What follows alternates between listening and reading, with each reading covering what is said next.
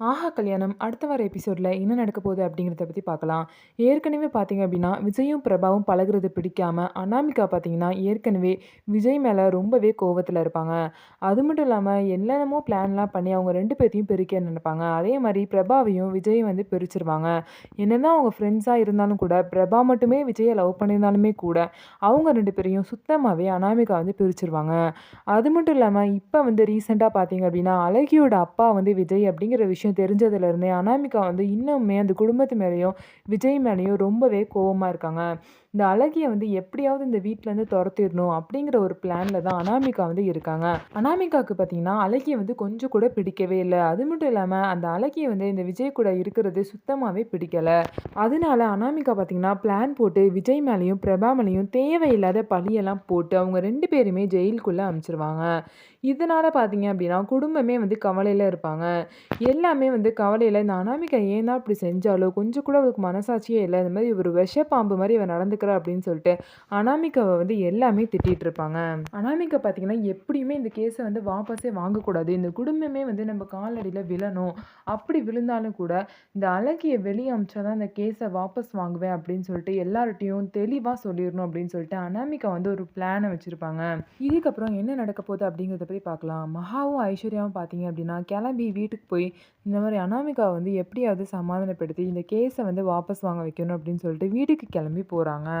அவங்களும் பார்த்தீங்க அப்படின்னா, அனாமிகாட்ட "நீ பண்றது கொஞ்சம் கூட சரியே இல்ல அனாமிகா. இந்த மாரிலாம் நீ பண்ணியிருக்கவே கூடாது. ஒரு பிரச்சனைக்கு வந்து ஒரு பிரச்சனை வந்து தீர்வா இருக்காது." அப்படின்னு சொல்லிட்டு மகா வந்து எவ்வளவோ கன்வின்ஸ் பண்ணி அனாமிகாட்ட பேசுவாங்க. அனாமிகா பார்த்தீங்க அப்படின்னா, எதையுமே காதுல வாங்காம கால் மேல கால் போட்டுட்டு அவங்க முன்னாடி திமிரா உட்காந்துருப்பாங்க. ஒரு சைட் பார்த்தீங்க அப்படின்னா, ஐஸ்வர்யாவும், மகாவும் இந்த மாரி அனாமிகாவ எப்படியாவது சமாதானப்படுத்தி இந்த கேஸ்லேருந்து வாபஸ் வாங்க வைக்கணும் அப்படின்னு சொல்லிட்டு போராடிட்டு இருக்காங்க. இன்னொரு சைட் பார்த்தீங்க அப்படின்னா, விஜயும், பிரபாவும் வந்து ஜெயில்லன்ட்டு அழுதுகிட்டே நிக்கிறாங்க. அத பார்த்துட்டு குடும்பத்தில உள்ள எல்லாருமே ஜெயிலுக்கு வெளிய நின்னுட்டு அத நெனச்சு அழுதுகிட்டே இருக்காங்க. இதுக்கப்புறம் பார்த்தீங்க அப்படின்னா, விஜய் வந்து என்ன நெனைக்கிறாரு அப்படின்னா, அனாமிகா வந்து இப்படி ஒரு விஷயத்த பண்ணுவா அப்படின்னு நான் கொஞ்சம் கூட நெனச்சு பார்க்கல.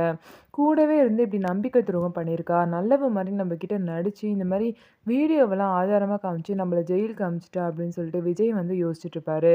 இனிமே இந்த அனாமிகா கூட சேர்ந்து வாழ்றதுல ஒரு பிரயோஜனமும் இல்ல அப்படின்னு சொல்லிட்டு விஜய் வந்து யோசிப்பாரு. இந்த அனாமிகாவ ஃபர்ஸ்ட்டு வந்து நம்ம ஜெயில்லேருந்து வெளிய வந்தோனே, இந்த அனாமிகாவுக்கு டிவோர்ஸ் குடுக்கணும்.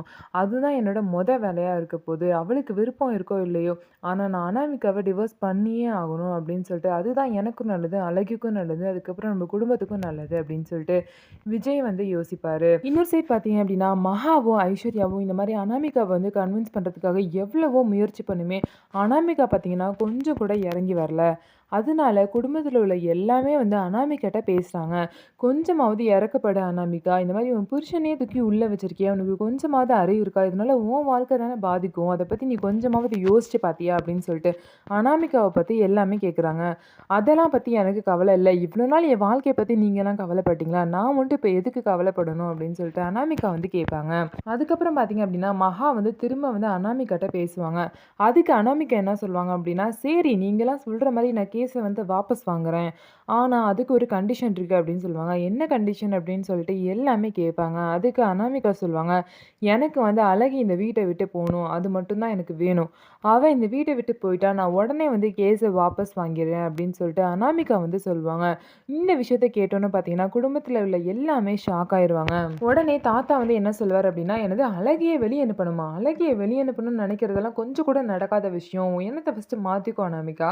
இப்ப இருக்க பிரச்சனையோட அழகிய நம்ம வெளிய அனுப்பிச்சா, இத விட ஒரு பெரிய பிரச்சனை நம்மள வந்து சேரும்.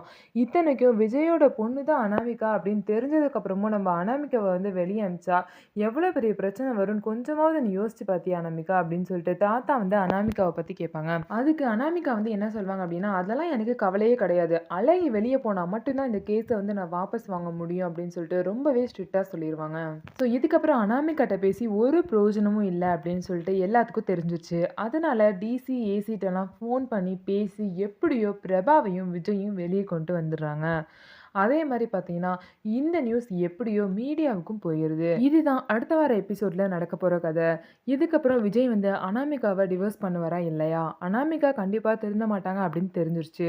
இந்த டிவோர்ஸ்க்கு குடும்பத்துல உள்ளவங்கலாம் ஒத்துக்குவாங்களா? மாட்டாங்களா? இதுக்கப்புறம் பிரபாவோட வாழ்க்கை என்னாகும்? பிரபாவும் விஜயும் ஃபியூச்சர்ல சேருவாங்களா? மாட்டாங்களா? அப்படிங்கிறத இனிமே நடக்க போற கதையில பார்க்கலாம். நம்ம வீடியோ உங்களுக்கு பிடிச்சிருந்தா நம்ம வீடியோவ லைக் பண்ணிக்கோங்க. அதுக்கப்புறம் நம்மளோட சேனல சப்ஸ்கிரைப் பண்ணிக்கோங்க.